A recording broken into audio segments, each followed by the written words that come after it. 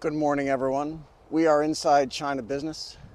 It's interesting to go back about 15 years and read recommendations to buy certain stocks.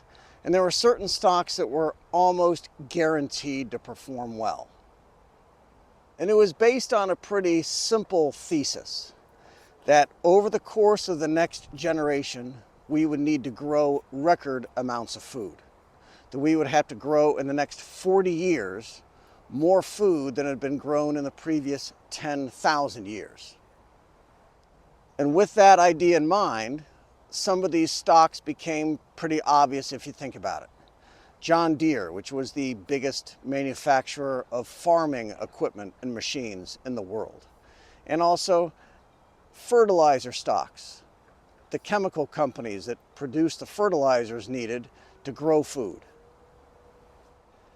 And this was a good investment story for another reason, because as portfolio managers, we're always trying to bring new investors into the market. Older people have more money to invest, but older people are also more reluctant to invest in technology stocks or social media stocks, because honestly, we just don't understand the technology very well, and we don't really trust social media. But fertilizer, food, machines, cars, these are things we see and understand, and so it's much easier to convince investors to put money into a space like this. And it was commonly assumed that famine and starvation would still be pretty common, that it would be very difficult for us to manage this situation, and that to the extent that we could manage it, we would be needing these companies to help us get through it. But none of these bad predictions actually materialized. Food prices across the world are coming down. Food is not only sufficient, but it is abundant. And except in a few markets like North America and Europe, where we've had terrible inflation because of central bank policy error and fiscal mismanagement, the food situation across the world is actually better than it's ever been, maybe in history. And I'll share now on the following screen some of the articles and bulletins that we shared with investors back then, in which we believed ourselves. From The Street, from Forbes, Seeking Alpha is here. And you can just see what the thinking was back then and how things didn't quite work out the way Wall Street believed they would.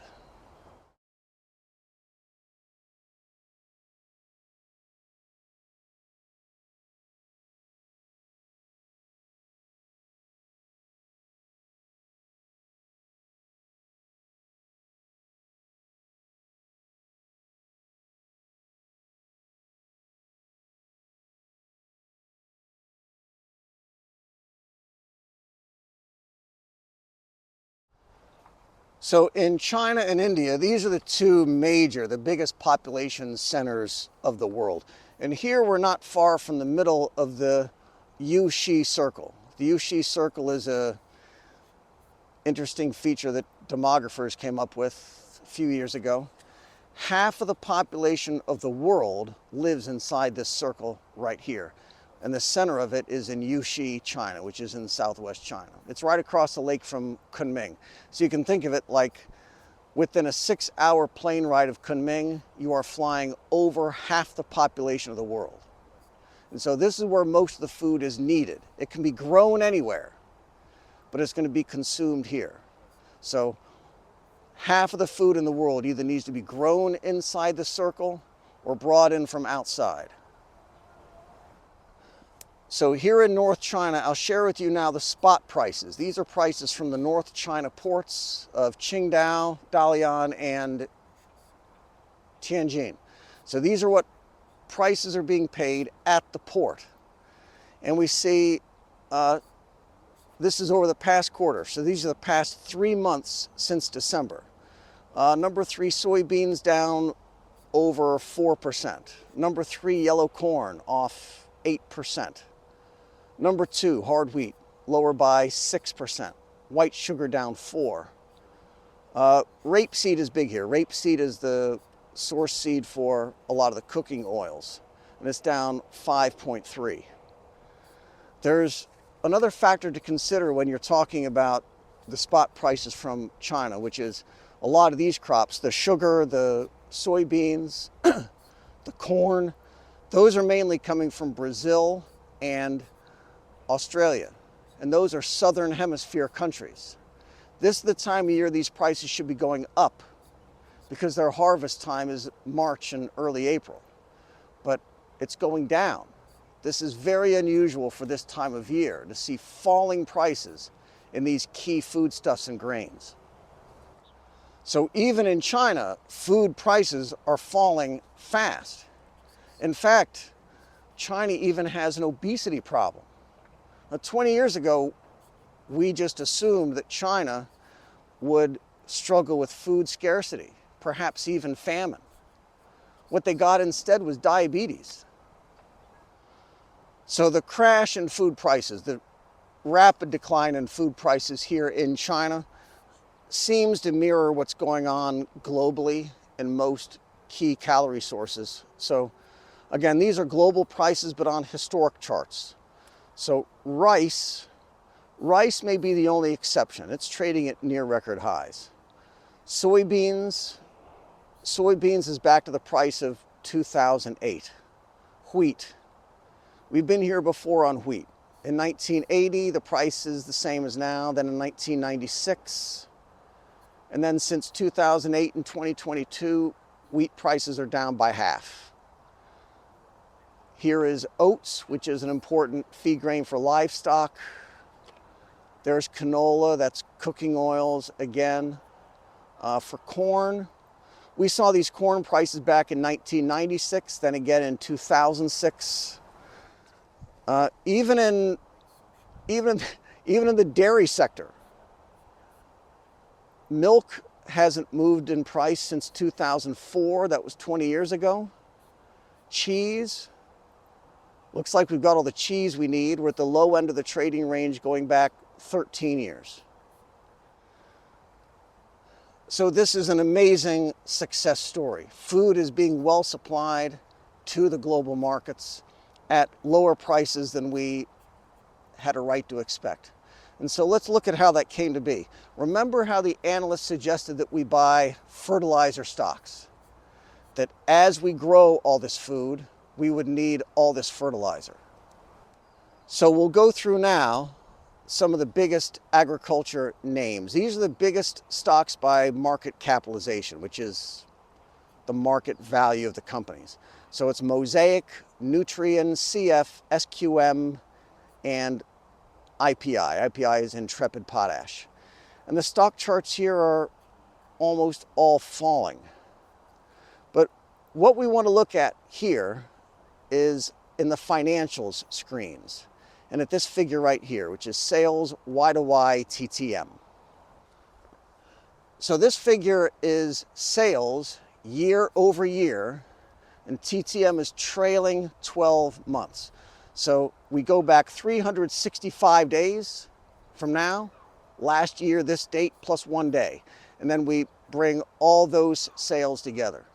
And we use trailing 12 months because it kind of standardizes all the companies, because many of the companies report their quarterly financials on different months than each other.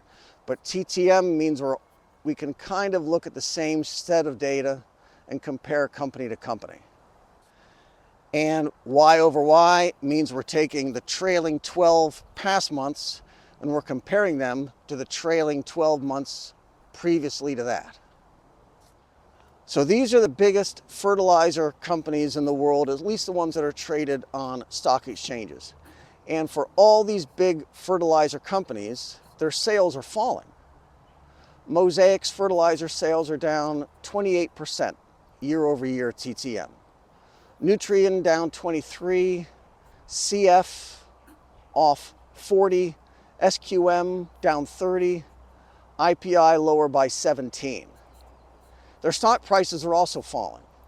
But as we've seen, food production is at record highs, even though these fertilizer stocks are selling less year over year. So why is this happening? How are we able to grow record amounts of food even though we're using less and less fertilizer to do it? And John Deere, in their most recent report, told investors that they are expecting double-digit declines in their agricultural equipment sales across all regions of the world for this year. So obviously something very, very big is going on. When we hear the term climate change, especially man-made climate change, we usually think of terrible things. Deforestation in the Amazon, or people cutting down trees across Africa and the Sahara is growing, or how the Colorado River, for example, hasn't reached the Pacific Ocean like 1 year out of the past 30 or something like that. And all those things are true. But the reality in the big picture is much different and almost unambiguously positive, because the earth is greening, getting greener at the fastest rate in world history. And the scale of the greening is immense. And it probably explains more than any other single variable why we're seeing the record food production that we are. Climate scientists point to CO2 as the primary driver. Carbon dioxide is plant food, after all.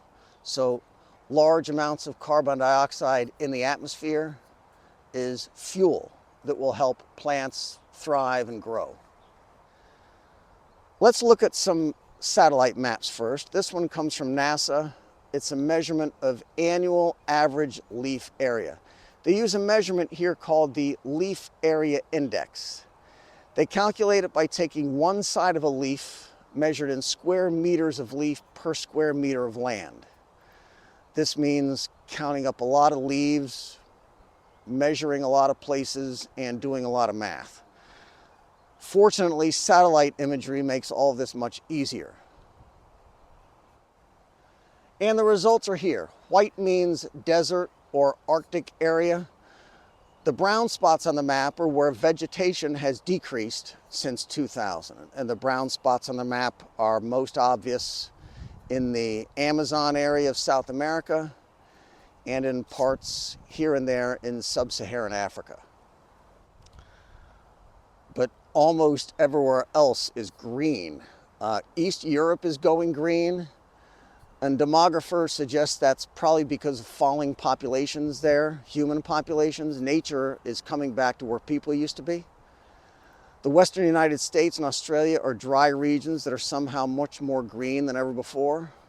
This wasn't supposed to happen, but it did. Let's look now, though, at the most surprising places, which are China and India.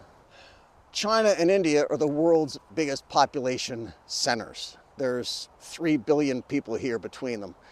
And the greening of these countries is largely coming from man-made activities on the ground.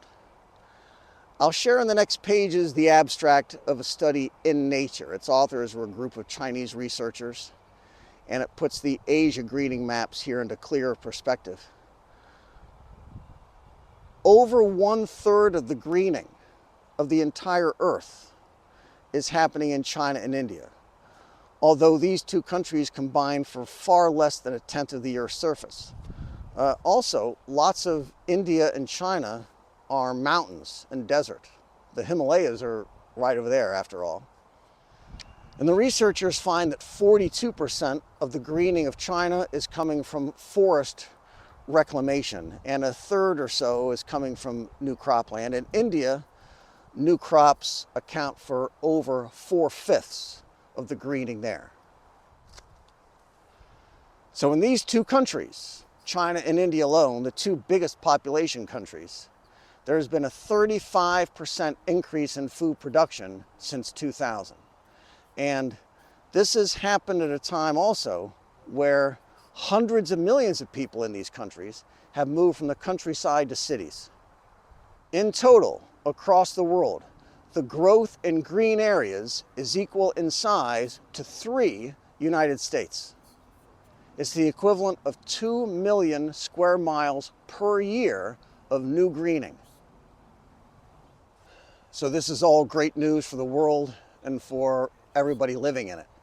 But it's not so great news if you're an investor in these fertilizer stocks and you're hoping that we couldn't make it through without them, because we are. We are able to grow record amounts of foods without needing record amounts of potash and ammonia fertilizers. Experts believe that these trends in the Earth's greening are going to continue through the end of this century. The human population will peak and then begin to decline far before then. So if we do not need all this fertilizer and all this farm equipment now, it's likely we never will. And these stocks have further to fall. I'm standing right now in one of these forested areas that are referenced in these articles. My apartment's a 5-minute walk from here. But this is an area of young virgin pine forest, which was planted in the middle of an industrial and commercial park.